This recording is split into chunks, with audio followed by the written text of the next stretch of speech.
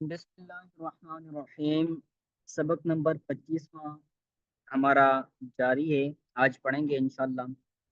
कल हमने पढ़ा था सकते और इमाला के बारे में।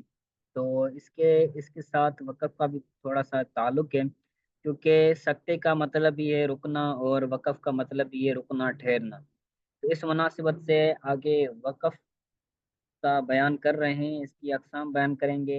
पहले इसकी माना लुग़वी व इस्तिलाही बयान करेंगे, फिर अक़साम और उनके अहकाम बयान करेंगे। पढ़ते हैं। वक़्फ़ का लुग़वी माना रुकना और ठहरना है, और वक़्फ़ का इस्तिलाही माना इस्तिलाह तजवीद में कलमे के आखिरी आखिरी हरफ पर आवाज़ और सांस दोनों को आवाज़ और सांस दोनों को तोड़कर इस्कान, रूम या इशमाम के साथ आगे किराअत की नीयत से थोड़ी देर ठहरे ठहरने को वक़्फ़ कहते हैं। आसान अल्फाज में ये है कि सकते के अंदर क्या था कि वहाँ पर क्या थी, आवाज़ टूट रही थी, लेकिन क्या थी, सांस जारी थी। लेकिन वक़्फ़ के अंदर क्या होगा, इन दोनों को क्या करेंगे, हम थोड़ी देर के लिए दोनों को छोड़ देंगे, दोनों से रुक जाएंगे, यानी सांस भी नहीं लेंगे और क्या, आवाज़ भी रोक देंगे। और अगर वक़्फ़ करने के बाद आगे किरात की करने की नीयत ना हो तो उसे इस्तिलाह तजवीद में कता कहते हैं। मसलन अगर कोई शख्स सूरह मुल्क का एक रुकू पढ़ता है, तो वहाँ पर अगर रुकू जैसे पूरा होता है तो वहाँ पर अगर वक़्फ़ करता है तो वो वक़्फ़ आगे, अगर उस रुकू के बाद उसने आगे तिलावत करनी है, यानी सूरह मुल्क का दूसरा रुकू भी पढ़ना है, उसकी नीयत ये है कि सूरह मुल्क का मैंने दोनों रुकू पढ़ना है, पहला रुकू भी पढ़ना है और दूसरा रुकू भी पढ़ना है। तो जैसे ही पहला रुकू खत्म होगा, उस पर जो वक़्फ़ करेगा तो इस सूरत में उसका वक़्फ़ कहलाएगा, उसका ठहरना क्या कहलाएगा, वक़्फ़ ठहराएगा।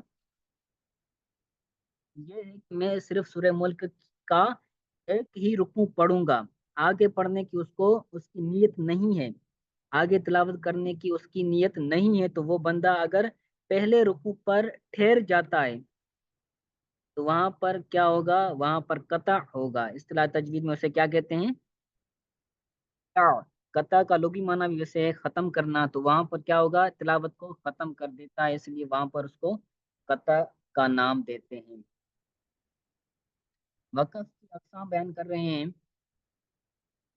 बुनियादी तौर पर वक़्फ़ की तक़सीम दो एतबार से की जाती है, एक महल्ले वक़्फ़ के एतबार से, दूसरी एक कैफ़ियत वक़्फ़ के एतबार से।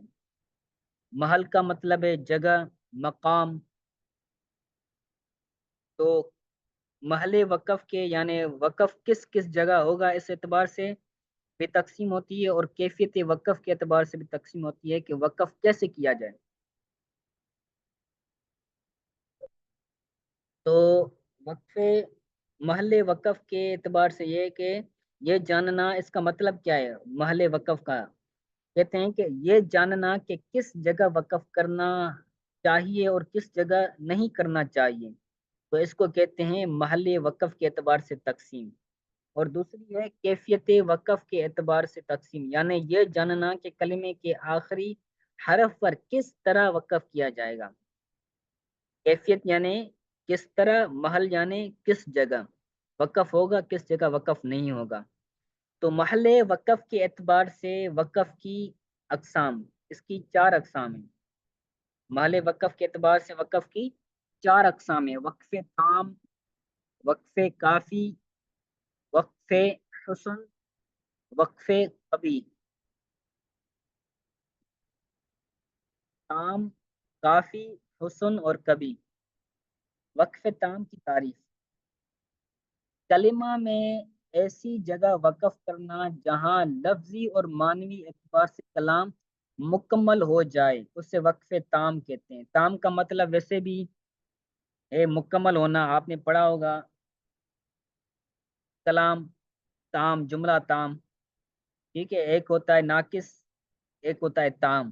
तो ताम का मतलब है मुकम्मल हो जाना। तो जिस जगह لفظی اعتبار سے اور معنوی اعتبار سے کلام مکمل ہو جائے اس کو کہتے ہیں وقف تام، جیسے سورہ بقرہ میں ہم المفلحون، تو اس کے اندر کیا ہے ما کا لفظی اور معنوی اعتبار سے اس کا کلام مکمل ہو جاتا ہے کہ شروع سے الف لام میم ذالک الکتاب لا ریب فیہ، اس کے اندر کیا ہو رہا ہے، متقین کی صفات بیان کریں کہ وہ یؤمنون بالغیب و یقیمون الصلاۃ و مما رزقناہم ينفقون، تو وہ تمام کیا کر رہے ہیں، پیچھے سے کیا ہو رہا تھا، متقین کی صفات بیان ہو رہی تھی کہ وہ یہ بھی کرتے ہیں وہ یہ بھی کرتے ہیں، تو آخر میں ہم المفلحون پر جب ہم وقف کریں گے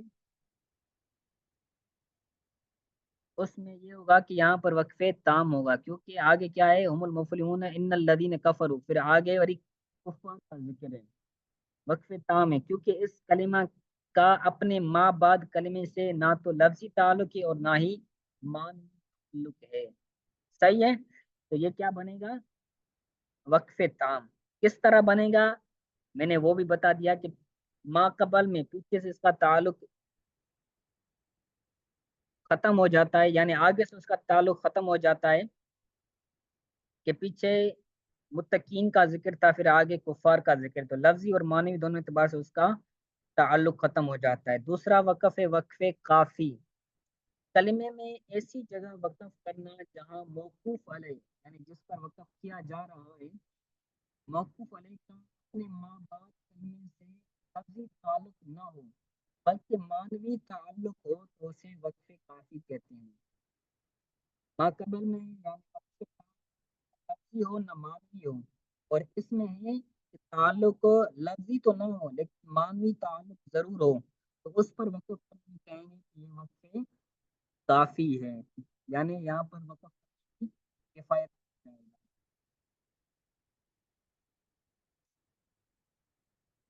جیسے وَبِالْآخِرَةِ یُؤْمِنُونَ، سورہ بقرہ کے اندر ہی ہے، چوتھی آیت،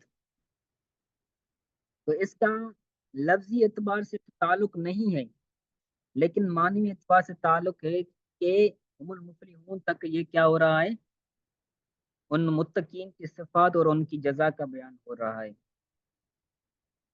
کیونکہ یہاں لفظی تعلق ختم ہو گیا لیکن ابھی معنوی تعلق باقی ہے کہ یہاں پر کیا ہو رہا ہے، پرہیزگاروں کی صفات بیان ہو رہی ہیں آگے، بالآخرت ہم یوقنون اولئک علی ھدی من ربہم واولئک هم المفلحون، ٹھیک ہے، تو آگے تعلق اس کا اس اعتبار سے معنوی تعلق، آگے ان دونوں کا حکم بیان کر رہے ہیں کہ وقف تام اور وقف کافی کا حکم یہ ہے کہ وقف تام اور وقف کافی ہونے کی صورت میں ما بعد کلمے سے ابتدا کی جائے گی، اعادہ کی ضرورت نہیں ہے، یعنی اگر ہم وقف تام کرتے ہیں یا وقف کافی کرتے ہیں تو وقف کرنے کے بعد جو اگلی آیت آ رہی ہے اس سے ابتدا کرنے میں کوئی حرج نہیں ہے، پیچھے سے ہم شروع نہیں کریں گے، مثلا اگر ہم وقفے تام کر رہے ہیں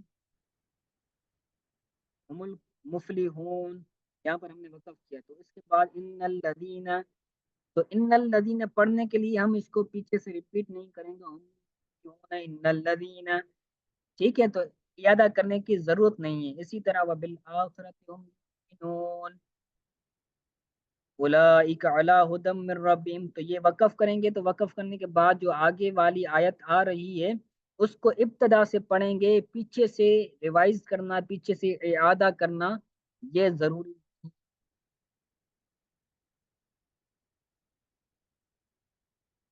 ٹھیک ہے،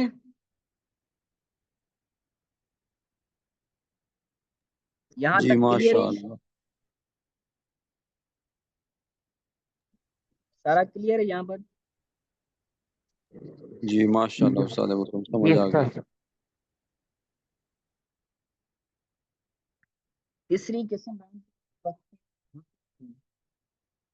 وقف حسن کی تعریف، وقف حسن وہ وقف ہے کہ موقوف علیہ کا اپنے ماں باپ کلمے سے لفظی اور معنی دونوں تعلق ہوں، اور وقف کرنے سے نہ معنی بگڑتی ہو اور نہ ابہام یعنی معنی میں کوئی شک پیدا ہوتا ہو۔ حسن کا مطلب کیا ہے، لفظی بھی تعلق ہو اور معنوی بھی تعلق ہو، لیکن وقف کریں گے تو معنی میں کوئی بگاڑ پیدا نہیں ہوگا، معنی کے اندر کوئی فساد پیدا نہیں ہوگا، تو اس کو کہیں گے وقف حسن۔ جیسے الحمد للہ رب العالمین میں اگر الحمد للہ پر اگر وقف کریں تو کر سکتے ہیں، مگر رب العالمین سے ابتدا نہیں کر سکتے، بلکہ اعادہ ہوگا، یعنی دوبارہ الحمد للہ رب العالمین۔ جیسے ہم نے وقف تام اور وقف کافی کے اندر پڑھا کہ اعادہ کی ضرورت نہیں ہے، لیکن یہاں پر کیا ہے، اعادہ کی ضرورت ہے، تو ہم الحمد للہ پر وقف کرنے کے بعد رب العالمین ابتدا سے نہیں پڑھیں گے، بلکہ اگر کوئی وقف کرتا ہے تو الحمد للہ رب العالمین شروع سے ہی پڑھیں گے۔ چوتھی قسم ہے وقف قبی کی تعریف۔ وقف قبی وہ وقف ہے کہ موقوف علیہ کا اپنے ما بعد کلمے سے لفظی اور معنوی دونوں تعلق ہوں اور وقف کرنے سے معنی میں ابہام پیدا ہو جائے، یعنی شک پیدا ہو، معنی خرابی کے اندر کیا ہو، شک پیدا ہو یا معنی فاسد ہو جائے، تو وہاں پر کیا ہوگا، وقف کبھی ہوگا۔ جیسے یا ایھا الذین آمنوا لا تقربوا الصلاۃ، آگے ہے وانتم سقارا، تو اگر ہم صلاۃ پر وقف کریں تو اس کی معنی ہے اے ایمان والو تم نماز کے قریب نہ جاؤ، تو اس کی معنی کے اندر فساد ہو رہا ہے کہ اللہ تعالیٰ ایک جگہ فرما رہا ہے اقیم الصلاۃ اقیم الصلاۃ اقیم الصلاۃ، نماز قائم کرو نماز قائم کرو، اور اس جگہ کیا ہے، نماز کے قریب نہ جاؤ، تو یہ کیا ہے، اس کی معنی کے اندر فساد پیدا ہو رہا ہے، معنی کے اندر ابہام پیدا ہو رہا ہے، تو یہ وقف کبھی ہوگا۔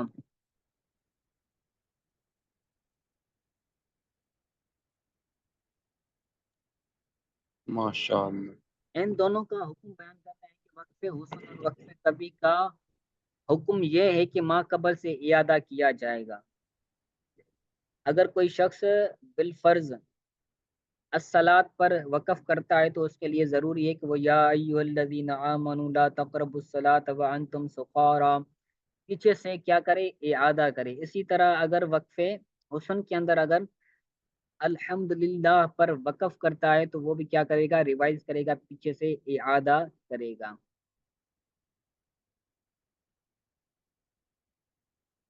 ٹھیک ہے، اتنا کافی ہے۔ جی استاد کافی ہے۔ اگر کوئی جی چیز جی حضور کا۔ سمجھ نہیں آئی تو پوچھ لیں۔